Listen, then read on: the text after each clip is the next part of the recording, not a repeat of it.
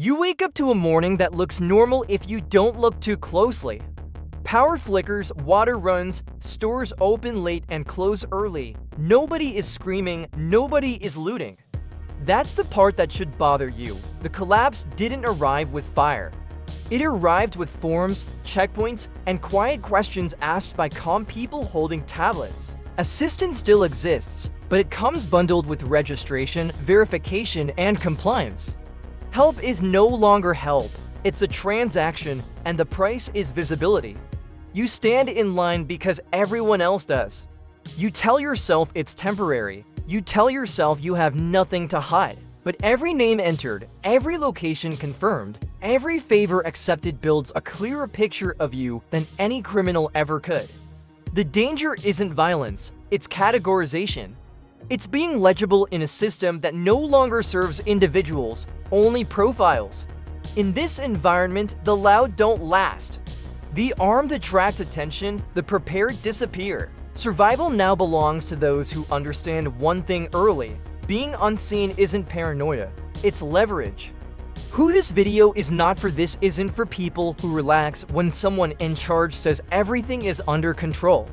If knowing your location, your needs, and your dependencies feels comforting, this will sound unnecessary, maybe even excessive. That mindset isn't stupid, it's just incompatible with what comes next.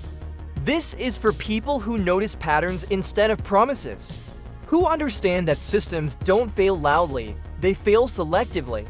That when resources tighten, visibility stops being protection and starts becoming a sorting mechanism.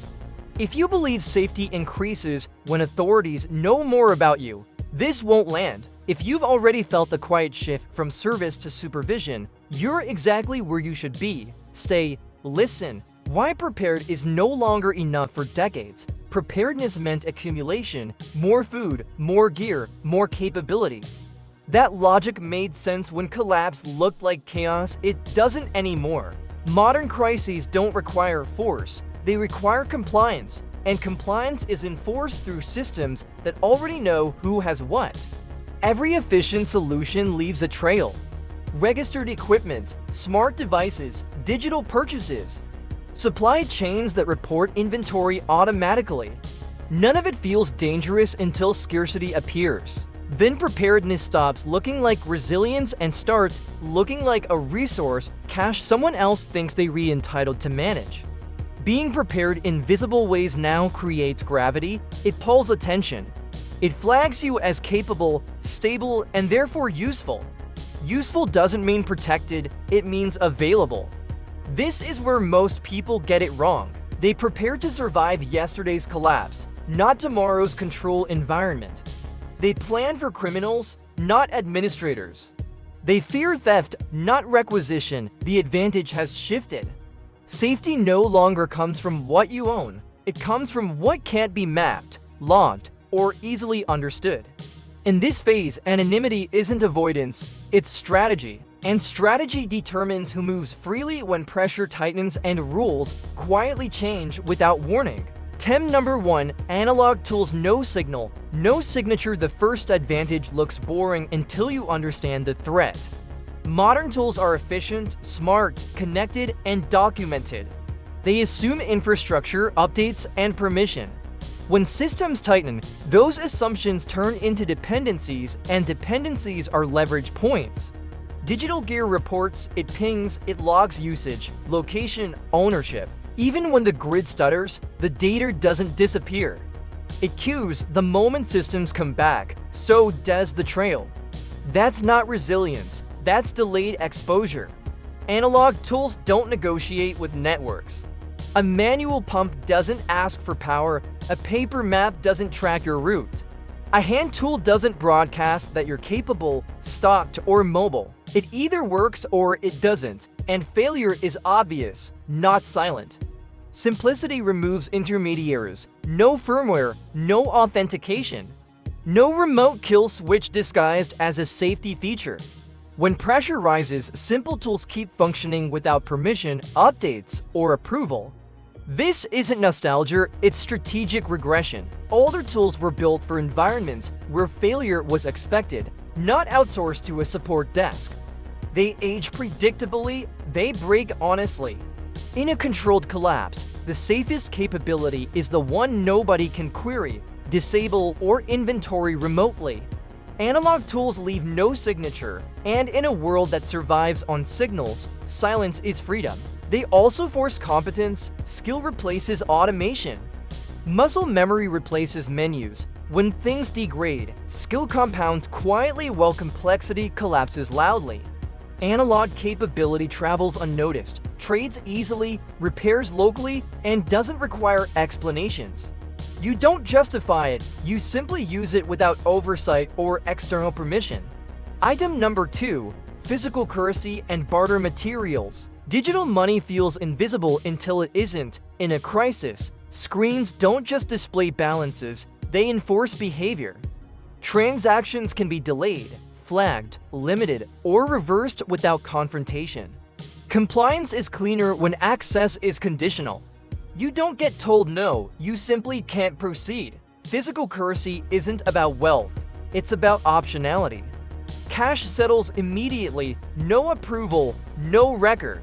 No retroactive explanation required. Historically, whenever controls tighten, unrecorded exchange becomes the pressure valve that keeps people functional.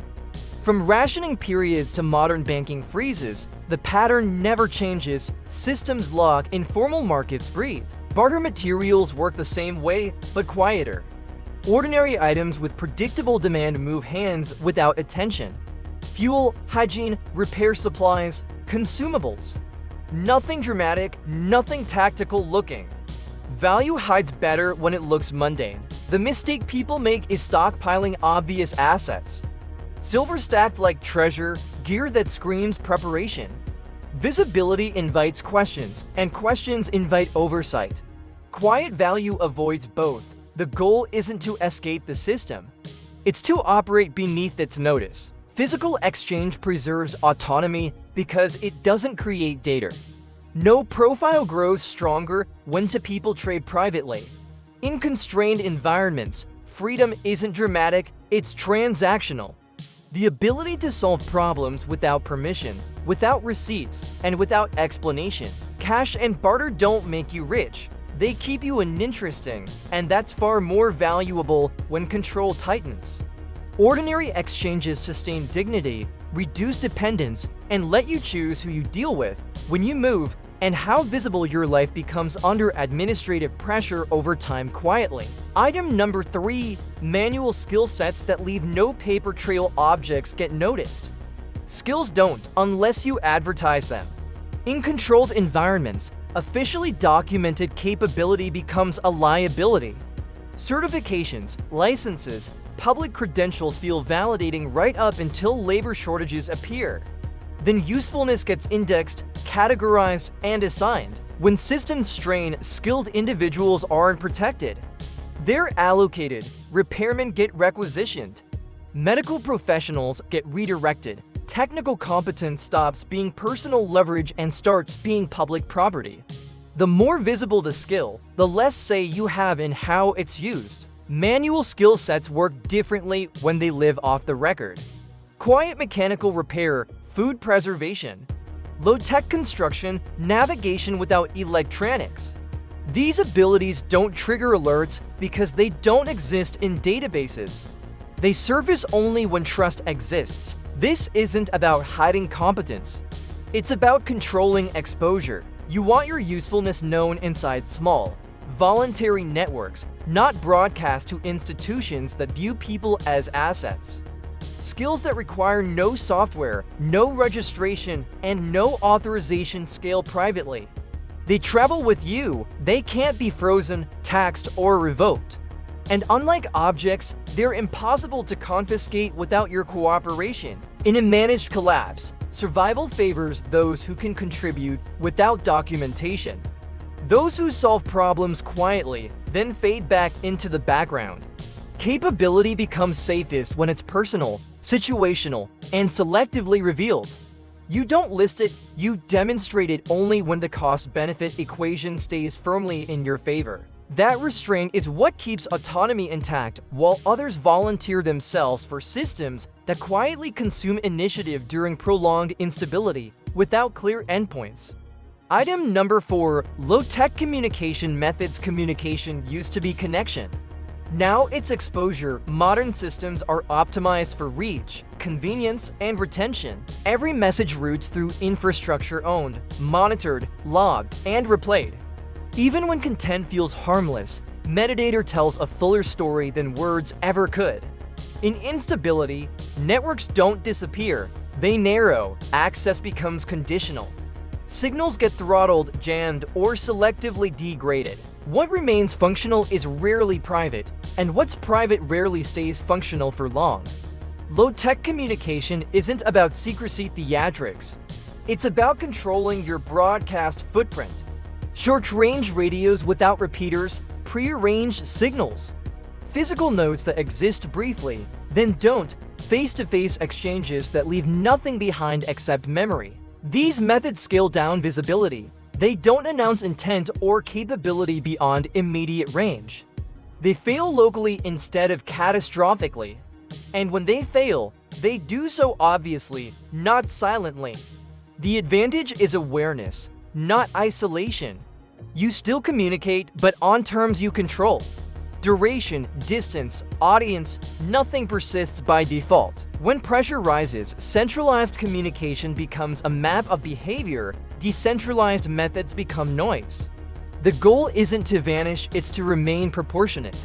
Say less, reach less, leave less behind. In a managed crisis, the quietest signal often travels farthest without attracting attention or triggering systems designed to catalog intent long after the conversation ends.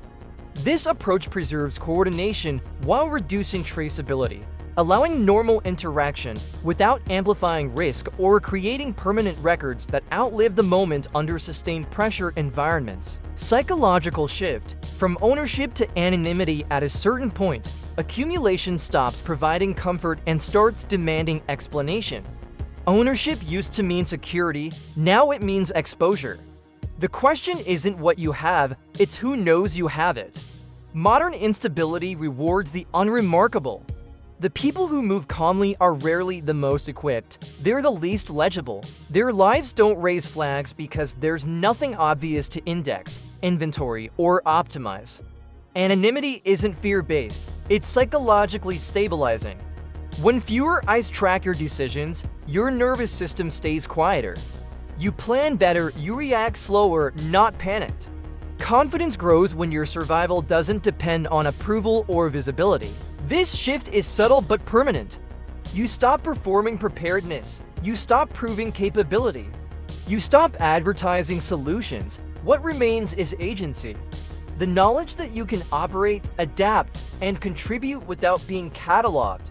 In a controlled collapse, that internal posture matters more than any item you could store. Invisibility becomes peace. Final escalation. The most dangerous thing to track is you by now. The pattern should be clear. Gear gets confiscated, accounts get limited, tools break. None of that matters if the system already knows where you are and what you're capable of. Control doesn't require raids, it requires access. When people are easy to locate, contact, and classify, pressure can be applied softly and continuously. A call, a notice, a requirement framed as cooperation. Refusal becomes visible, and visibility invites escalation. This is why items were never the real focus, they're just leverage points.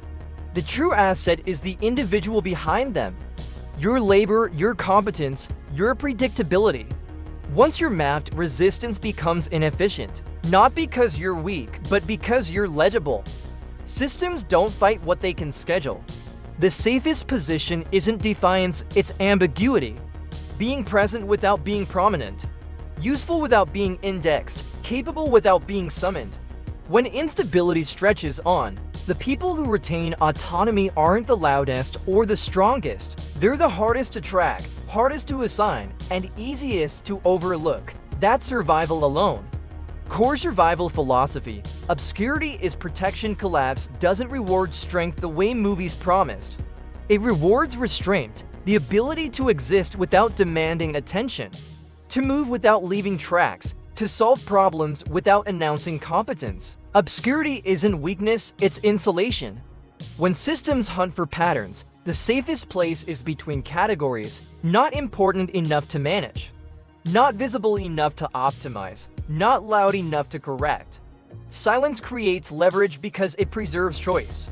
You decide when to act, when to help, when to disappear again. Simplicity reinforces that leverage by removing dependencies that broadcast need or capability. This philosophy isn't about hiding from life. It's about narrowing exposure, reducing the surface area others can touch.